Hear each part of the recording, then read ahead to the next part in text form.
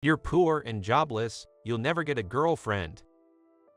That's what my former classmate despised me for saying. I really shouldn't have come to this reunion. I was about to leave when I was looked down upon at the reunion that my mother pushed me to attend, even though I didn't want to. I'm his girlfriend, so what?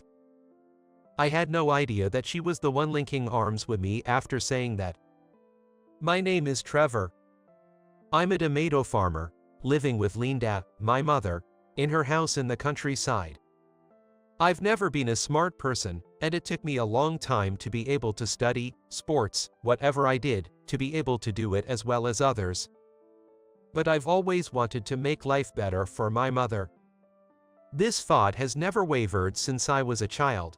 It may sound cheesy, but I thought that if I studied hard and joined a good company, I could earn a lot of salary and give my mother a good life, so in my own way, I studied harder than anyone else.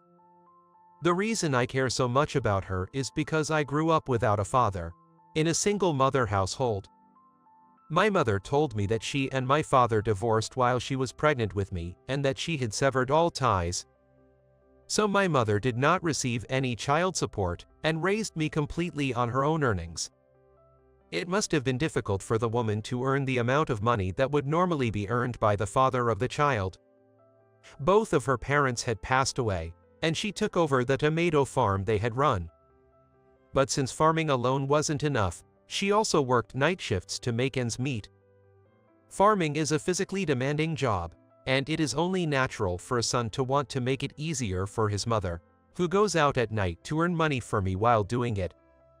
I dedicated myself to my studies, but perhaps because I focused only on that, or just because I'm inherently clumsy, I wasn't good at sports or other activities. Especially I'm not good at communicating.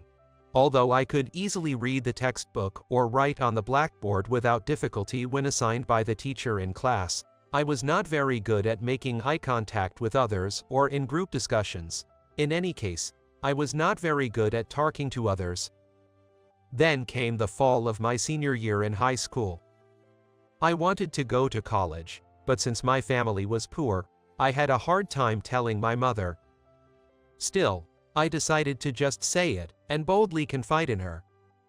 Mom, I want to go to college. Well, I would love to send you to college, but we don't have the money for it. I knew it, but it was still hard for me to go on to college. So I had given up on higher education for a while, but my school counselor told me about the scholarship program. I decided to apply, thinking this would allow me to go on to higher education without causing my mother any hardship. I qualified for a scholarship, which covered my tuition. Thus, not having to worry about tuition fees, I was able to concentrate on my studies and was accepted to the university of my first choice. I finally became a college student. However, since I was still not very smart, I was worried about whether I would be able to keep up with the lectures at the university, but I studied harder than anyone else and managed to graduate. After graduation, I got a job at my first choice major company. I thought my future was secured. And when I save up, I can make my mother's life easier. My eagerness was short-lived. I was unable to overcome my communication difficulties even in college, so I applied for and was supposed to have been accepted for the office job, but to my surprise, I was assigned to sales. Of course, I could have quit, but I reluctantly agreed because I did not want to give up the opportunity to join a large company and the good salary. Once I accepted it, there was no point in lamenting over it any longer. I am a working professional now. So I changed my mind and decided to think positively about overcoming my communication difficulties through my sales job. Then came my first day on the job. I'm Trevor. Nice to meet you all. Can't hear you, newbie, some employee said. You'll never get a contract if you talk like that. The other employees also laughed and chuckled. I knew they didn't mean to offend, but I didn't like this kind of teasing attitude towards people. And rumor had it that the people here were really willing to do anything to get a contract, And I didn't like that kind of culture either. I witnessed such tactics but committed myself to ensure customers signed with us only after they fully understood and agreed, without forcing or lying to them. Thanks to that, my customers highly rated me. However, focusing too much on each individual deal, my sales figures were always the lowest. Hey Trevor, you're in last place again, huh? Craig, I'm sorry. You need to learn more about how your seniors are doing, because you're not smart enough to do it that way. How my seniors are doing. I would never do such an underhanded approach. I guess Craig could tell from my expression that I thought so, and he brought his face close to mine in a coercive attitude. Hey, what's your problem? Stop complaining and get on with it. You didn't get half as many contracts as I did, so don't be so cocky. I'm sorry, really sorry. Every time the sales performance chart was posted, Craig would either snipe at me for fun or get unreasonably pissed at me. If that's all, I could still stand it too. After all, my sales numbers were nowhere near Craig's. The number of contracts was far more important than customer satisfaction in order to be recognized in this field of sales where all that matters is the result. But Craig's harassment escalated day by day, until he started singling me out during morning meetings. You know, this guy didn't get another contract. What do you guys think about that? Craig seemed rather amused, as he went out of his way to loudly inform everyone of something that was obvious from the posted chart. It didn't stop at all. He even began subtly harassing me. His harassment was so vicious that it affected my work, such as excluding me alone from communication, deliberately neglecting materials I had submitted, and not approving them by insisting I didn't receive them. And finally, Craig delivered the killing blow. You're not cut out for this job. Just quit. His daily harassment and the relentless sniping when my sales performance was posted were almost pushing me over the edge. When it became hard to get up in the morning to work, and the sight of Craig made my heart beat so fast that I broke out in a cold sweat, I went to see a mental health professional. Then, I was diagnosed with depression. I tried to report this to Kyle, the sales director, and to Mr. Parker, the company president, but I was afraid of what they would say, so I couldn't even mention it to them. Since being diagnosed with depression, I have had a lot of trouble in my work and have caused a lot of problems for my customers. Due to the numerous complaints, I was eventually called into the president's office. I kept you on because you had a good reputation with our customers, even though your sales performance was poor. Now that this has happened, I have decided that there is no need for you to stay. You're fired. At that moment, I felt more relief than shock. I had been contemplating resigning or taking a medical leave due to my depression, but hadn't been able to speak up, so being fired allowed me to leave without any regrets. After losing my job in this way, I decided to go back to my family home in the countryside because I was depressed and in no condition to work even if I wanted to change jobs. Mom, I'm home. Trevor, glad you are back safe and sound. It must have been hard for you. I'm sorry, I got fired from my job. It was a moment of relief to see my mother and a moment of tears, because I was depressed and frustrated that I was fired. She embraced me gently. Trevor, you tried your hardest. Now get some rest.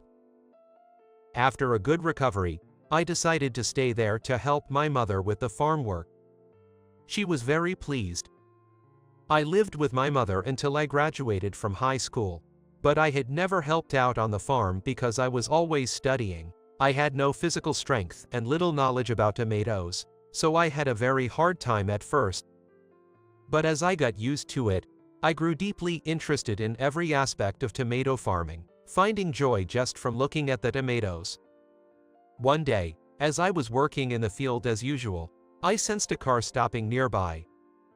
Curious, I looked up to see a luxury car, the type everyone recognizes, parked near our farm. Who could that be in such a rural place? I wondered. Then, a beautiful woman stepped out of the driver's seat. However, she staggered as she walked, so I called out to her. "Excuse me, are you okay?" And then, the woman collapsed right there.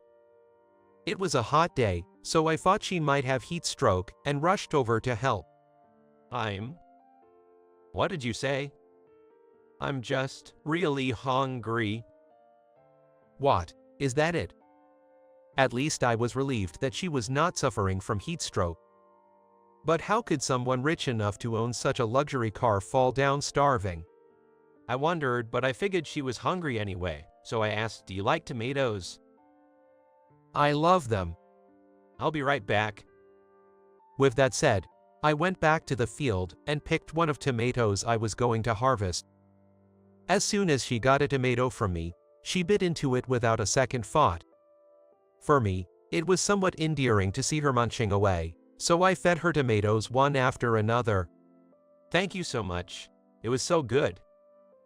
She seemed very pleased, and hearing her praise made me really happy. I'm Claire. May I ask your name? I'm Trevor.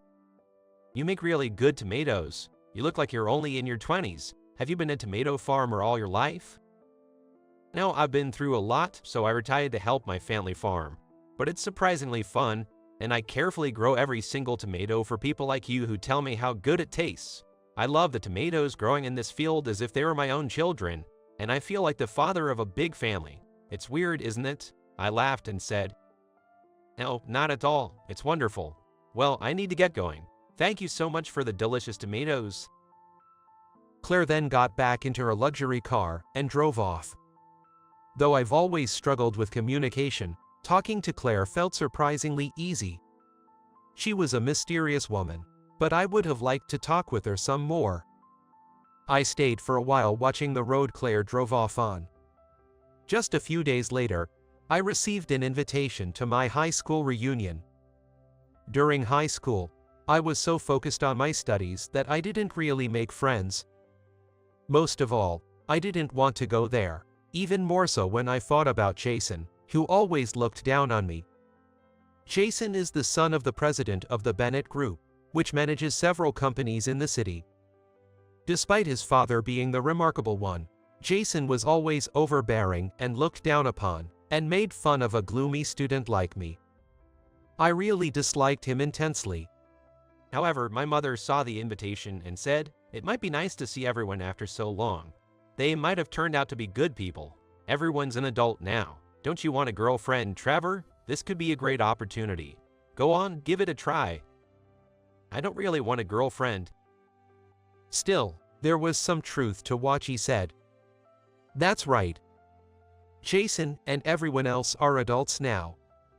They wouldn't go out of their way to bring up the past and make fun of me. Encouraged by my mother, I decided to attend the reunion. Then came the day of the reunion. Following the directions, I arrived at a luxurious hotel. Once inside, it was quite lively, and it seemed there was a corporate presentation happening next door. Entering the venue, I saw all the familiar faces gathered, buzzing with activity. But having had no friends, I was completely alone. All I could do was drink and taste some of the unfamiliar dishes. Moreover, the high school I attended was quite prestigious, and most of the graduates are considered elites. Many of them are thriving in well-known companies, and some have even started successful businesses. This was probably why everyone was glancing at me and whispering something to each other. When I overheard that conversation, I felt a heartbreaking sense of sadness that tightened my heart. I heard he got fired from his job. Yeah, heard that too. He was a dorky kid who only studied so he can socialize, for sure. A real loser. I was already alone, and the cold stares that were pouring down on me even more relentlessly were knocking me down to the point where I could barely stand up. And my bad feeling proved to be right. Hey Trevor, I heard you got fired from your job and went back to your mom's house. And now you're helping your mom with her tiny tomato farm, right?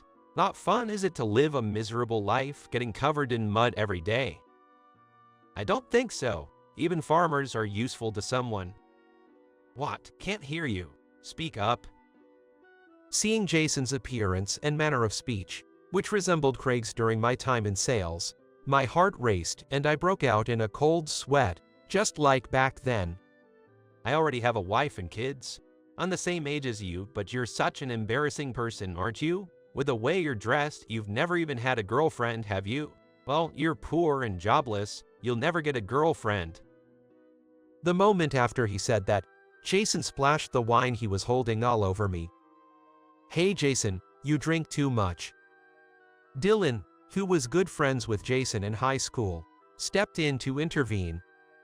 However, the others around us laughed mockingly, siding with Jason. Let's go home right away. I knew I shouldn't have come such a place. It was just as I was thinking this. Then, from behind me, a woman's voice said, I'm Trevor's girlfriend, what about it? Before I knew it, she had linked her arm with mine. Turning to see who it was, to my surprise, it was Claire. Claire, what are you? She put a finger to her lips as if to say leave it to me, making a shushing gesture. It seemed Claire had been observing the whole situation. I had no idea that the heir to the Bennett group was such a bastard. Bummer. Somehow, Claire knew that Jason was the heir. Puzzled, I looked at Jason and noticed his face had turned pale, and now he was the one sweating. And yes, Claire and Jason actually knew each other. The reason was that Claire's father's company was a major client of the Bennett group. Moreover, the presentation next door that day was hosted by the Bennett group. It was a good presentation, so I was planning to proceed along those lines. However, I'm going to pass this time. Let's go. With that, she held my hand, and we left the venue together. Later, Claire's company terminated its contract with the Bennett group, and the Bennett group's business has been slipping. Jason was disowned by his family and expelled. Now, no one even knows what he's up to. The reason Claire had visited the countryside that day was to inspect the planned construction site for the new hotel. Claire really liked the tomatoes from my family's farm, and even arranged for them to be supplied to the new hotel through her father. My mother was thrilled, and this success brought prestige to our tomatoes, and made our farm highly successful. After exchanging contact information at the reunion, Claire and I started going out regularly, and eventually began dating. Claire, will you marry me? I proposed at the restaurant of the newly built hotel, and we officially became husband and wife. We are now blessed with 2 children, and live happily. Talent is something that can only be honed if you are aware of it, in my opinion.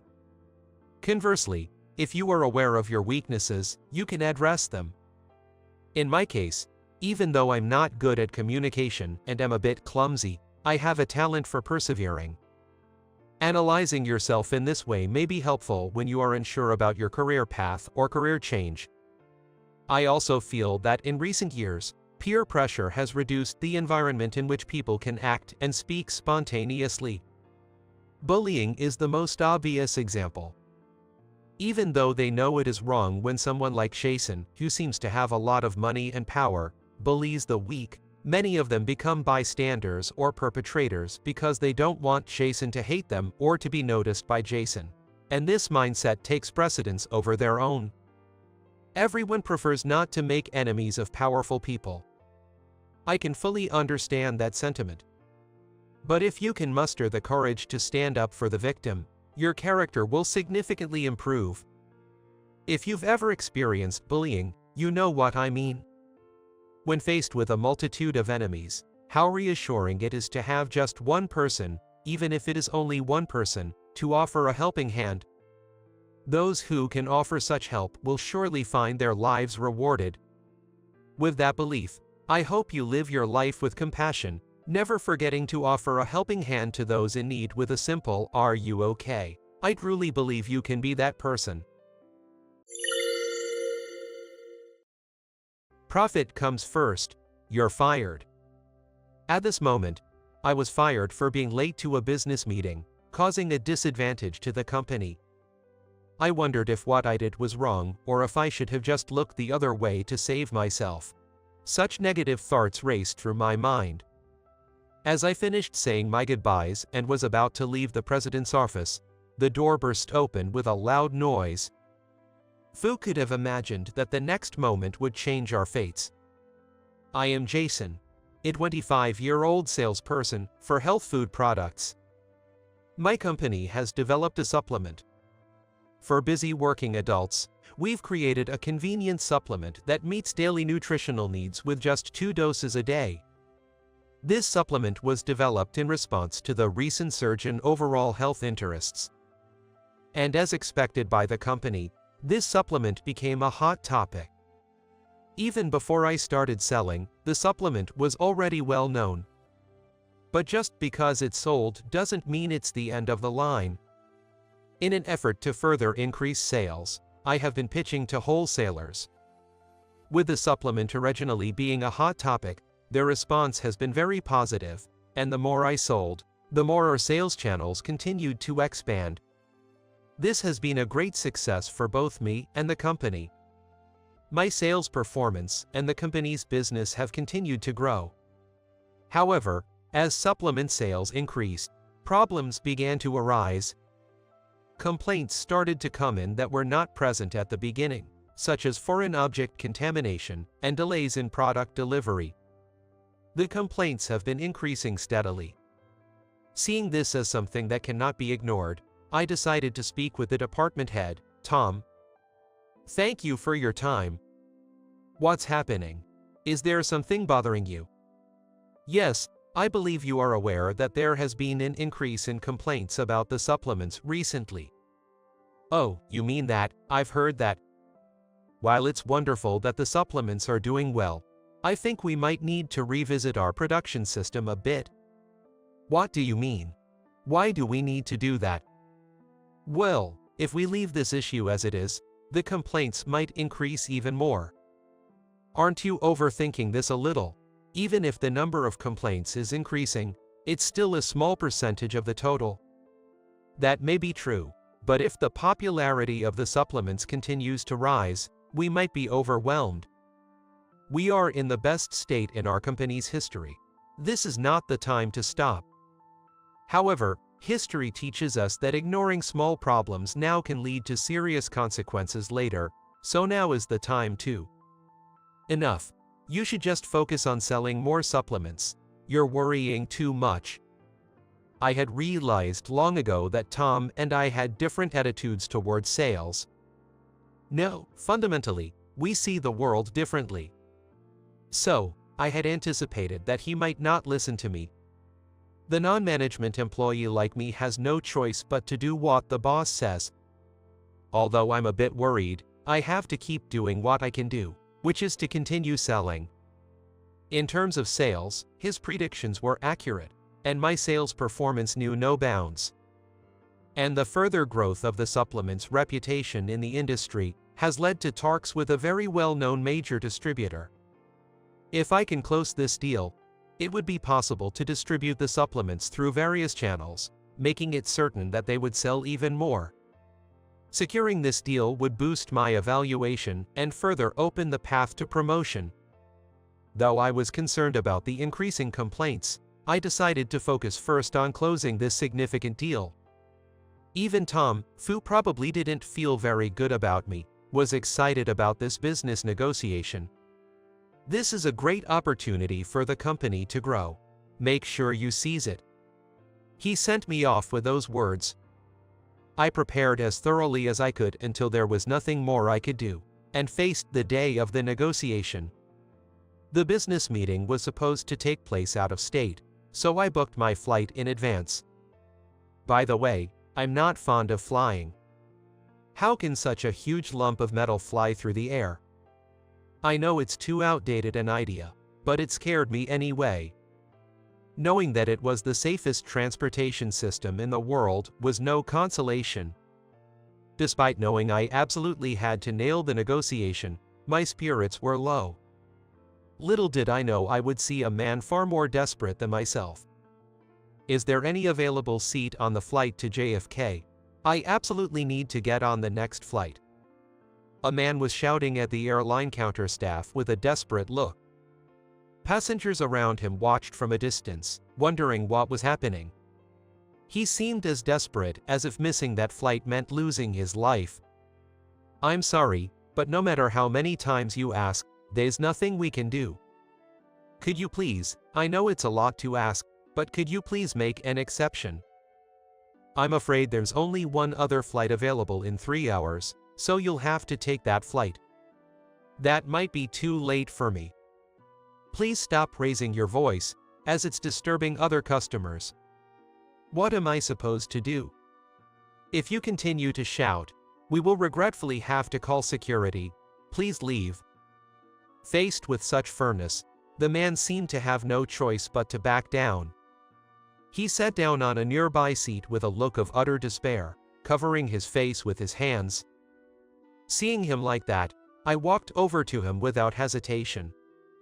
Standing in front of the man holding his head in his hands, I gently tapped his shoulder. The man was crying, his face crumpled up as he looked up at me. I quietly showed him my flight ticket, telling him I was giving up my seat. "Flight ticket to JFK?" He said in a voice filled with emotion, as if he had unearthed a treasure map. "This will work, right? Are you sure?" "Yes, I'm not in such a rush." I can't believe it. I thought all was lost. I don't know what's going on, but it must be something important, right? Thank you so much. I will never forget this favor. It's all right. I really don't need to hurry. Really, thank you so much. After I completed the flight change procedures at the counter, I invited the man, who was still in a state of excitement, to go to a cafe in the airport, and we moved there. There was still some time left before the flight check-in. After taking a couple of sips of the coffee we ordered, he finally calmed down and introduced himself as Michael. "Thank you, you've helped me calm down a bit." "That's good to hear. I'm still incredibly worried, though. If you don't want to talk about it, you don't have to force yourself." "Yes, I want you to know. Would you listen to me?" "Sure." I positioned myself to listen to him, hoping to ease his distress a bit. "Actually, I was here on a business trip when I received news that my wife was in a traffic accident." "Oh no, it must be very worrying." "Well, I just arrived at this airport, and it still doesn't feel real." "Oh, I see. That's tough." When I turned on my phone, I saw missed calls, all from the hospital. "I can see why you were so distraught. I never imagined that my wife would be involved in an accident." "I know people don't think anything can happen to their own people." He tapped his phone and then held it out in front of me. It displayed a wife and her sister. "Your wife and her sister, maybe? They're both beautiful." "Frankly, she's too pretty for me," he said with a smile before his expression turned serious again. "Actually, we had a fight yesterday. We didn't even say good morning or see each other before I left for here. Hearing she's in critical condition and unconscious, I realized how irreplaceable she is. If something were to..." I held up a hand to stop him from continuing. "Let's not go any further. You're right, I know my wife's resilience. She will surely recover." We sat in silence for a while. "Could you give me your contact information? I'd regret it for life if I couldn't repay this favor." I insisted it wasn't necessary, but he wouldn't hear of it. "Thank you truly. Until we meet again," he said, then walked towards the flight to JFK. I watched him go, praying for her recovery. Unless there was a cancellation, it would be 3 hours before I could get on a flight to JFK myself. It didn't seem likely that a cancellation would happen for my sake. I called and told the person in charge of the business meeting what happened. Unfortunately, the client had other appointments and was unable to reschedule. They said they wanted me to let them arrange another time on another day. Of course, we agreed that the business meeting would be at a later date. It was my blame, so I had no choice. But I just felt bad, thinking about telling Tom this fact. I knew exactly what Tom would say. He might have been keen on this negotiation, but he's always had a biting way with me. I considered calling Tom right away and letting him know that the meeting was called off, but I knew he would say something like, "Young people nowadays have no sense of courtesy to try to settle such an important matter over a phone call." I was left feeling thoroughly fed up during the train ride to the office. Why are you here? What happened to the negotiation? I bumped into Tom as soon as I returned to the office, and he confronted me. I knew I was going to report it anyway, but it caught me off guard. Why are you here, I'm asking? Yes, well, there was someone at the airport in trouble, and I helped him out.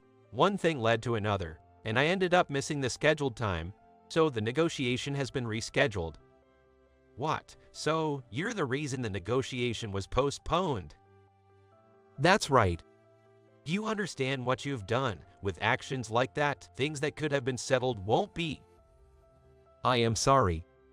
Foolishly, I had high hopes for you. To waste an opportunity by helping a stranger. I'll have to report this to Mr. Parker. You just go home. Get out of here. I had braced myself for a long, drawn-out lecture, so I felt lucky to be able to leave so easily.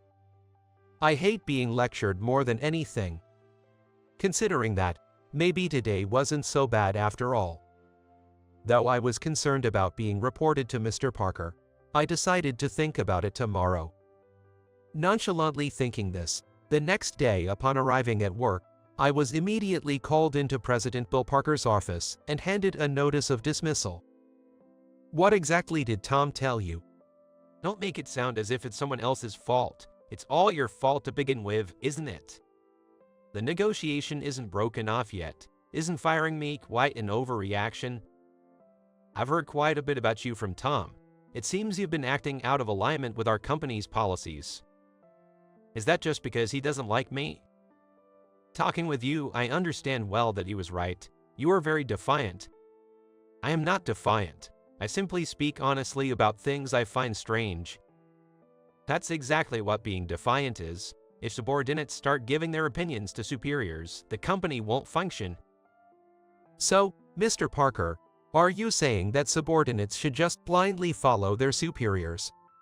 This conversation is pointless. Your sales performance might have been good, but you're a dangerous person and I want you to leave. Aren't you going to ask about the negotiation yesterday? What's the use? It won't be anything beyond what Tom has told me. And you're not the only capable salesperson. There are plenty of others who can replace you. This was the first time I had spoken to Mr. Parker, and it turned out he was cut from the same cloth as Tom. It doesn't mean I'm superior or anything. It's just that I see things differently with these people. I have no regrets about giving up my flight to Michael, who was stranded at the airport yesterday.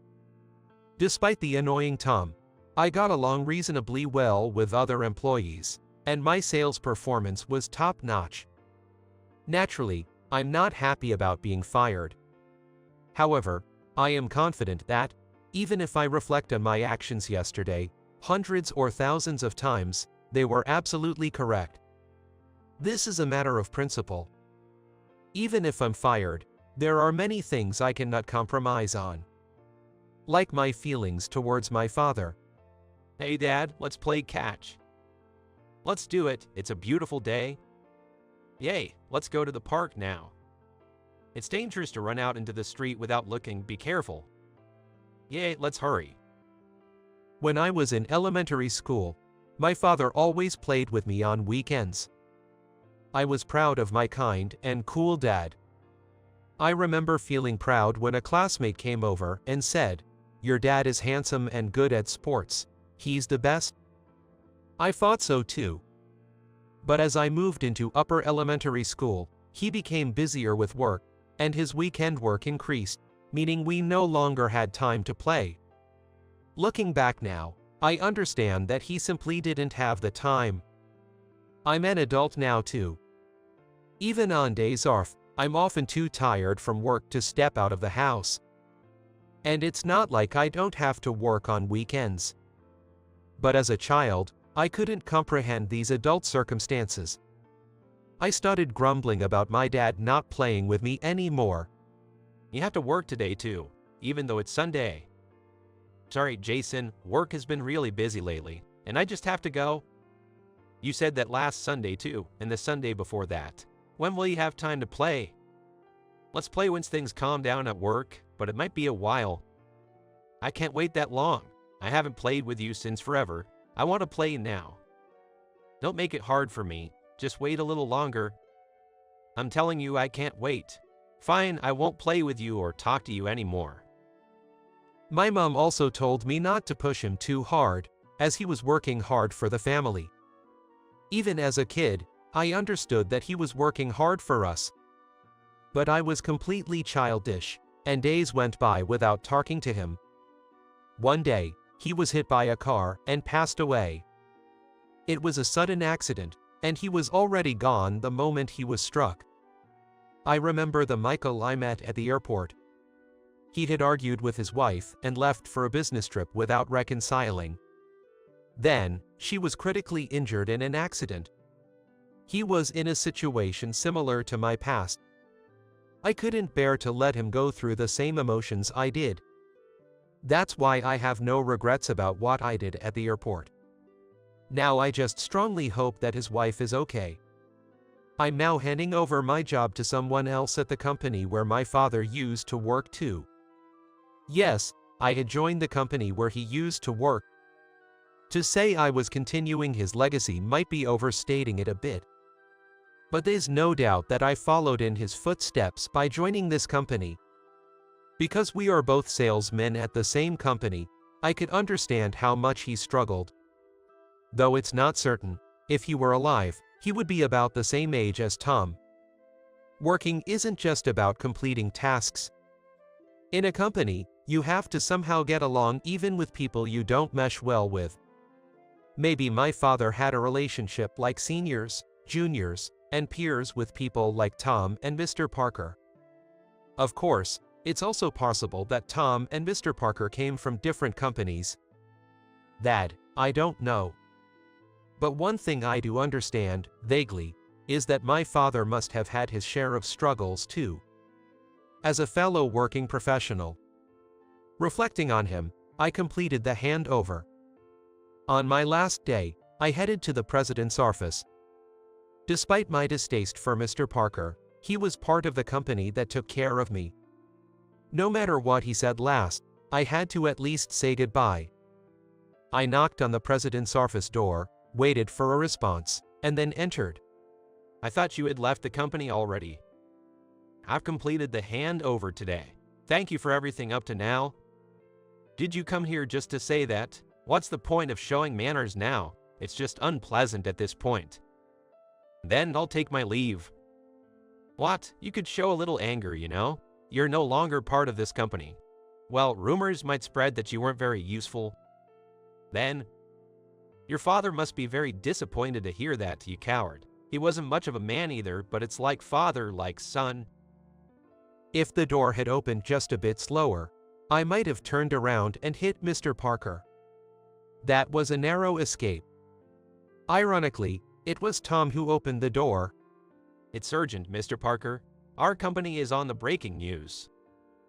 Can't you knock first? What's all the commotion about? Sorry to interrupt you, just look at this, please. Tom was working on his phone and seemed to be showing him something. I stood there, my anger suspended in midair, unsure what to do next. My urge to confront Mr. Parker had already faded. I see, so that's what this is about. Yes, I think it would be a shame to let him just quit. Though I couldn't follow their conversation, they alternated between staring at the phone and me. What were they looking at? Don't irritate me too much. I was reminded of my feelings from middle and high school when I used to get into fights often. Jason, I have done you wrong. It seems I misunderstood you.